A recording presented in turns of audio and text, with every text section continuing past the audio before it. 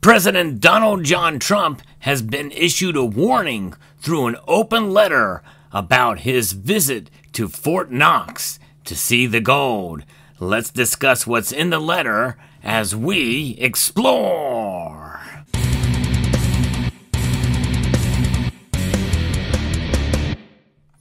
There has been an open letter presented by Jan Neuenhuis that is a really stark warning to the President of the United States if he goes to audit the gold at Fort Knox. And that's the intention. Of course, audit is a very, very loose word. It can mean a lot of different things. Many of us have different interpretations of what that could be. In terms of gold, an open and thorough and transparent audit is really what is needed. Now, let me go through this letter because it's a long one. Recently, you have expressed an intention to do an audit of the gold at Fort Knox and presumably also the other vaults where the U.S. monetary gold is stored. If you proceed with this endeavor, you will be misleadingly told by the U.S. Treasury, the owner of the gold, that the metal is annually audited by the Office of Inspector General together with an independent public accountant, KPMG LLP. This is what is written to Mr. Trump by Jan Neuenhuis. Now, I will say that that has already happened. There's already been a statement by the Treasury Secretary to that effect. And I've actually seen that audit, and it is not very thorough at all. The 2024 audit report of the United States Mint's schedule of custodial deep storage gold and silver reserves stored at the U.S. Mint, including the depositories at Fort Knox, West Point, and Denver, can be found on the OIG website, which is where I have found it. The report on the gold stored in the Federal Reserve Bank of New York is also can be found. No need for any new audits, the bureaucrats will say. But do not be fooled. While it's true that currently the OIG inspects the permanent tamper-evident seals covering vault compartments annually, the KPMG also has accompanied the OIG during these expeditions. These audits are anything but credible if you would know what happened to those compartments before the last seals were put on. A very good point by Mr. Neuenhuis. There has been research that the author has done for the U.S. Gold Reserves audit for many years, all the way back to 1974, and submitted countless FOIA requests at the Treasury, which is the owner, and the Mint, which is the custodian. The Federal Reserve Bank of New York, which is also the custodian, and the OIG, which is the auditor, and unearthed previously undisclosed documents. In total, he has published 9 articles about his findings. The full set of abnormalities of the problems regarding the audits would be too lengthy to discuss here, but there are some unsettling conclusions that he has found. Repeatedly, auditing staff deviated from the prescribed auditing protocol, while the internal controls designed to prevent such deviations were failing. There were numerous audit and assay reports that were lost or destroyed. For decades, a significant portion of the metal was excluded from verifications without any apparent reason. The U.S. government went to great lengths to withhold information about the audits. The permanent tamper-evident seals placed on vault compartments after they were audited, meant never to be broken again, have repeatedly been broken. The OIG has carefully avoided this subject when it testified under oath, and on another occasion lied about it. Wow, I'll tell you what, it's a good idea to have your gold sealed at your home too. Any gold that you do buy, in fact, I want to thank Summit Metals for sponsoring this video. You can buy from Summit Metals, but keep it safe and keep it secure. Given the significance of this subject, the author would like to expand on the most sensitive issue at hand, the frequent reopening of vault compartments placed under official joint seal. As such breaches mean there can be no assurance that vault compartments still contain the gold that they should. And that is pretty troubling.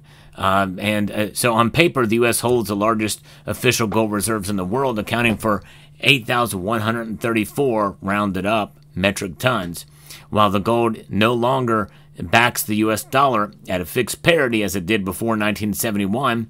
It serves as a central support and a final backstop to the dollar, contributing credibility to the dollar status as the world reserve currency.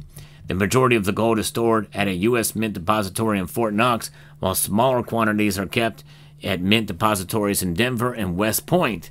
The volume is known as deep storage gold and is secured with 42 sealed compartments, and the remainder is stored at the Federal Reserve Bank of New York.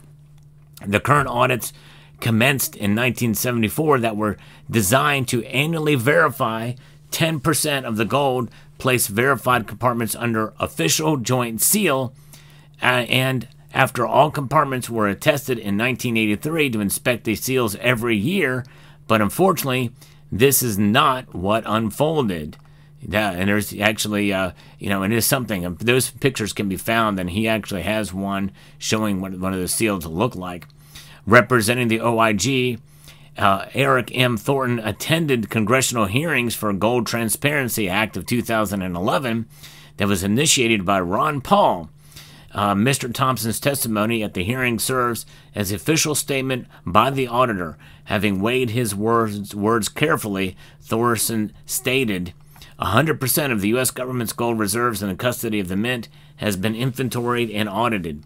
The Committee for Continuing Audit of the U.S. Government-Owned Gold performed annual audits of the Treasury's gold reserves from 1974 to 1986. By 1986, 97% of the government-owned gold held by the Mint had been audited and placed under joint seal. So once you have done that, and that seal remains unbroken, then I'm not sure what other benefit there would be to going back into it at that point. Since 1993, when the OIG assumed responsibility for the audit, my office has continued to directly observe the inventory and test the gold.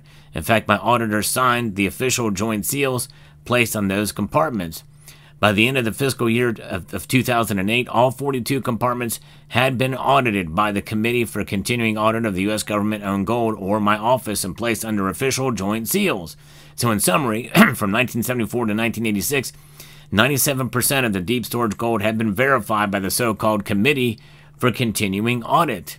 In 1993, the OIG became responsible for the audits, and by 2008, all compartments had been verified and sealed. Two assumptions that we can derive from Thorsen's testimony, and that is from 1987 to 1992, there were no audits. From 1993 until 2008, the remaining 3% of the gold was verified. Thorsen didn't mention anything about vault compartments having ever been reopened. To refute Thorsen's testimony, it's paramount to first establish the OIG did not assume responsibility for the audit since 1993, but as early as 1982. From one of the few documents that survived the 80s, effective October 1, 1982, the internal audit staff and the United States Mint and BGFO were organized under the Department of the Treasury, Office of Inspector General. And so that is how it started. And then ever since the OIG became part of the audits in 82, actually what was not supposed to happen did happen. Vault compartments that had been physically verified and sealed were reopened. Yes, and they show some proof of that. For dubious reasons, from 1983 to 1986, re-audits of 1,929 tons were performed at Fort Knox in Denver. With sealed compartments were reopened, while both depositories were fully audited by them in accordance with the plan approved by the Treasurer. Meanwhile, deep storage compartments at West Point had never been audited.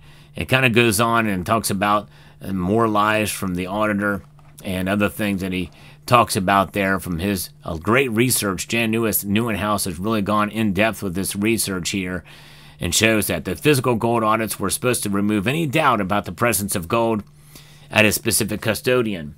But when we look beneath the surface of the audits discussed previously, we have to conclude that they actually raise more doubt than reassurance about the safety of the U.S. official gold reserves.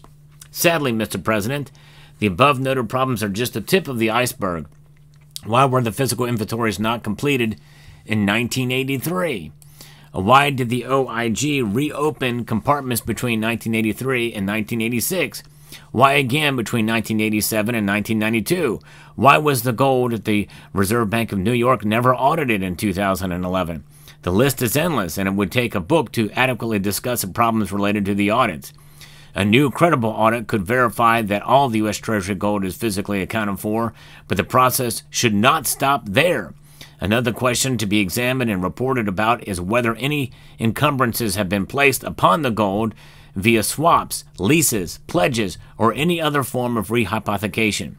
Hopefully, this open letter contains useful information to you and your administration will conceive of and execute a new full audit of the U.S. monetary gold, that we can all finally put this topic to rest. And there was a template that was created by Congressman Alex Mooney's Gold Reserve Transparency Act that was introduced in 2021 with the help of the Sound Money Defense League. And I actually covered that topic at the time. And I think one of the things that should be done, I believe, is looking at the gold reserves. We need to actually have in place essentially a way to be able to film it, including the as long as it doesn't violate any security protocols, to film the unsealing and resealing of those vaults as well as inside. It should be documented on video, and any parts that have security protocols, well, you can take those out and they can be removed. But I do think that it should be partially filmed. There should be independent third-party people there and vetted members of the media allowed to be able to do it. Independent agencies, media agencies should be allowed to take part in that and see it happen. But obviously, when he goes to visit Fort Knox and Elon Musk, they're not going to audit. They're just going to look around. And we may get a glimpse of some of that process. And we may actually see some of the gold, much like was the case in 1974, when the media were allowed to visit and handle some of the bars. But interesting and fascinating letter here, open letter to the president. Will he see it? It is quite possible, actually.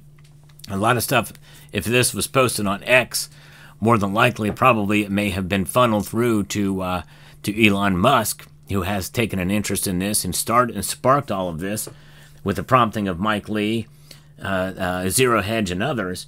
Then it's very possible this letter could actually be seen by the president. And this video serves as another way to spread the message about what Jan Neuenhuis is saying here, who I have great respect for as an analyst.